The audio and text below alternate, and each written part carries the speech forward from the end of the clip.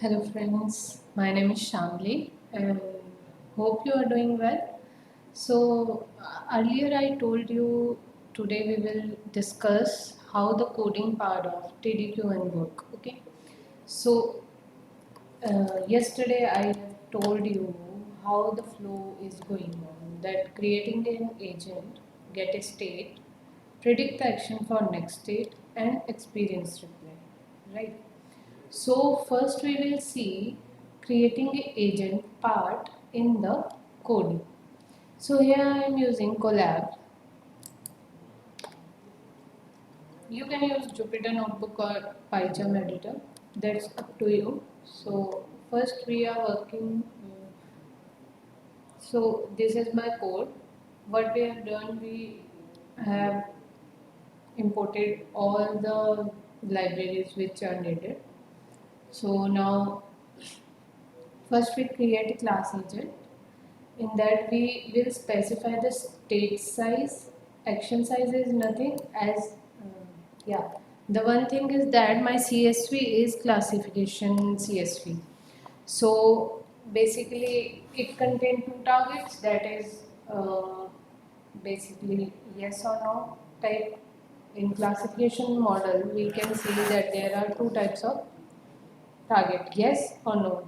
It is binary, right? So sorry, in classification model what happened, sorry, in this code I have used network signal CSV, okay, which contain that if the signal is good then the target value is successful signal, and if the signal is not good then the target value is colliding. So that's why we have given the action size, which is the target value, that is 2, and provided the memory part and the model name and all the given variables which are needed in the model. So main thing in TDQ is first creating agent. The agent design layer neural network model, that is LSTM. So here we are using LSTM, in which we have given the input size is 11,1. Wait, first I will show you the CSV part. Okay. So here is our CSV, which contain packet type, and all the given things. But we have to collect is packet status. This is our target value. So total there are how many columns? There are 1, 2, 3, 4, 5, 6, 7, 8, 9, 10, 11, 12, 13, 14, 15, 15 columns, right? But some of the columns have no effect on target. That's why we are choosing. We will choose only 11 inputs. I will told in the graph in this code where this 11 come from, right? First, just take a look at this LSTM part. So we are using here 64 layers of LSTM and and giving the input variables, that is 11 columns of the CSV. After that it will pass from conventional neural network layer, which contains 64 units, okay, and then it will use flatten. What flatten will do, if there is your the value of your x value is 2D or 3D, it will make it 1D. Flatten do what flatten do? Flatten will compress the multiple D arrays, dimensional arrays, into one D array. After that, we will pass it to the dense layer that contains 1000 neurons. It's all depend upon your model, how you are training, and then I told you that action size is 2 because we have two target values, that is yes, collidal or successful. That's why we are giving it here too, and we are using activation function, that is softmax. So after that we train our model. The loss is categorical cross entropy. It, why we use that? Because the our CSV is classification CSV, right? That's why we are using. It is not continuous. That's why we are using categorical cross entropy. In that we are checking the accuracy and return the model, right? So this is all our LSTM part. After that, get data for a state. Now, this 11 where it comes from, I will tell you. Okay. So here we have a CSV. We give make a function of get packet data which contain all the data of the CSV, which in which we tell them what is the input, what is the output. Okay. So first we read the CSV, and in all action we give the target value, and in new data frame we will drop that packet status and segment length, because this is the target, that's why we are not taking it in the X value, and this has no effect on the target value, that's why we are dropping this also. So X new data frame is I log 0 say from 0 to onwards. Okay, so if we print X and all action, then you will see all the target and other values. Sorry. Yes.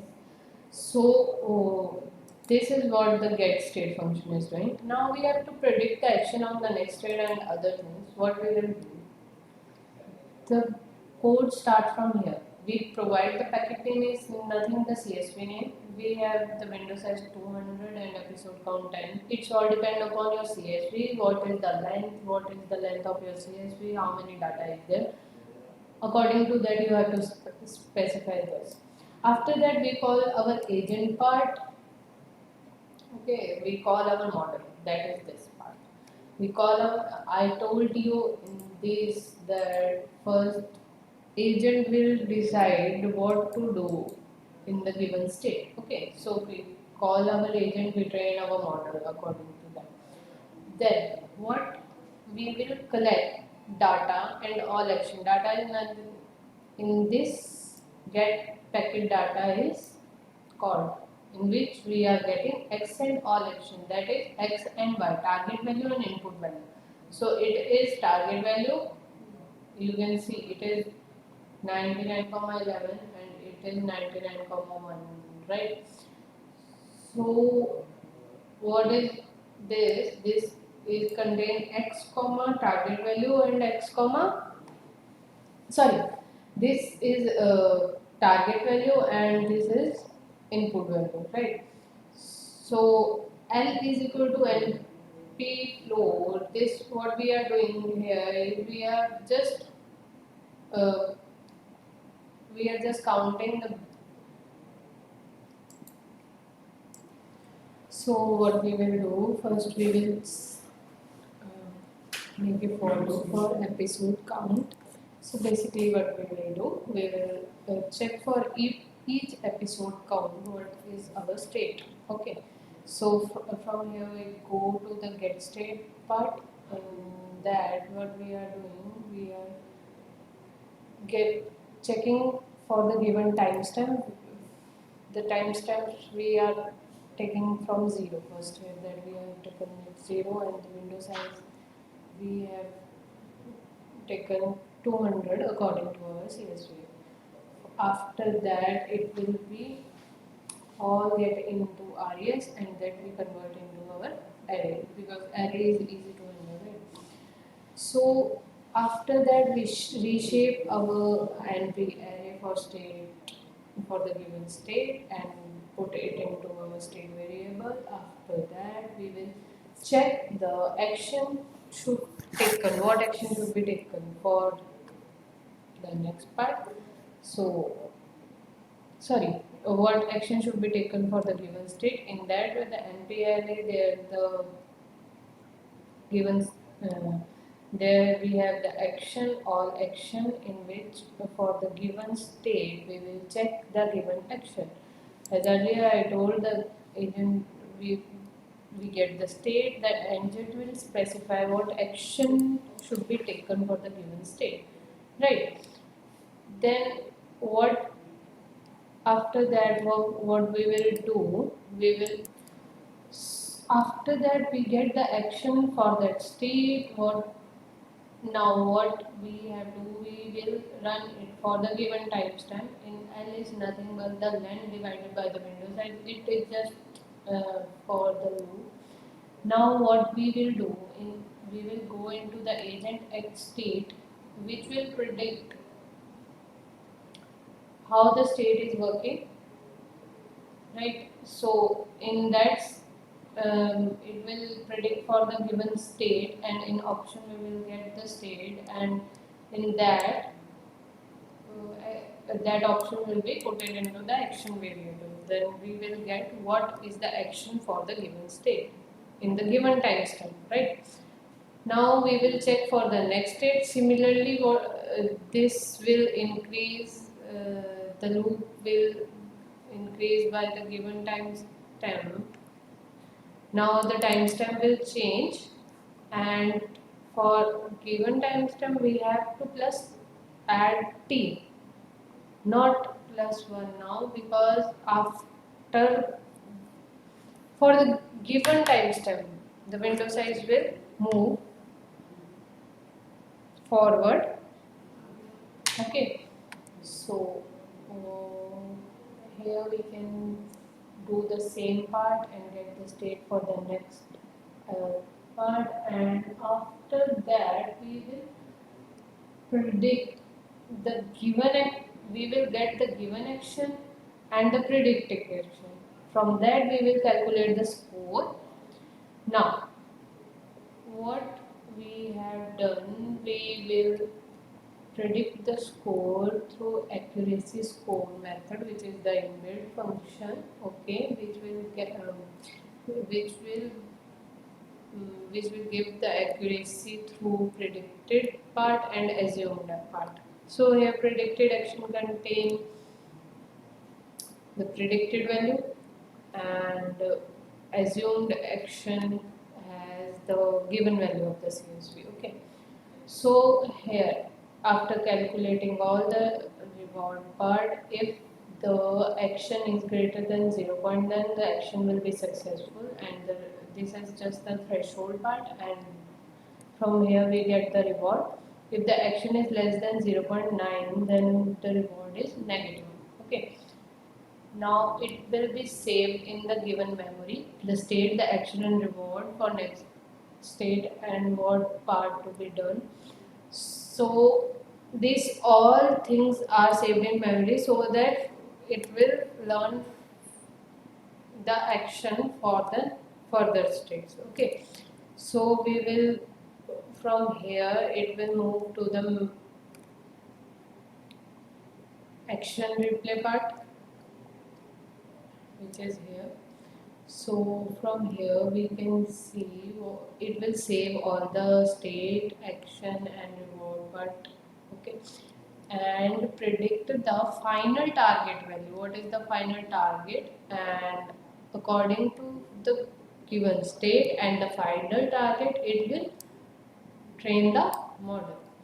And after the whole training, what if the batch, yes, actually we come into the action replay function if the batch size is greater than our memory. Okay, the action replay do nothing, it is just act of storing and replaying the game state. That means just it will store the results so that we can use it further. And so if we see here that the state size, action size, reward size is given here. This is this is only the PPT of the memory size. There is no, you have to grab it. Just only focus on this. What the action replay do? It will just store the store all the value in the memory so that our model will not uh, do any error in the future and get the positive reward for the given action. So after the whole process, we will save our model in the given model folder which we have made here. Actually, I have not run this one, so all the models will be saved here like this. Like I have given this signal 0, signal 1. So this is the whole part. Hope you like this video.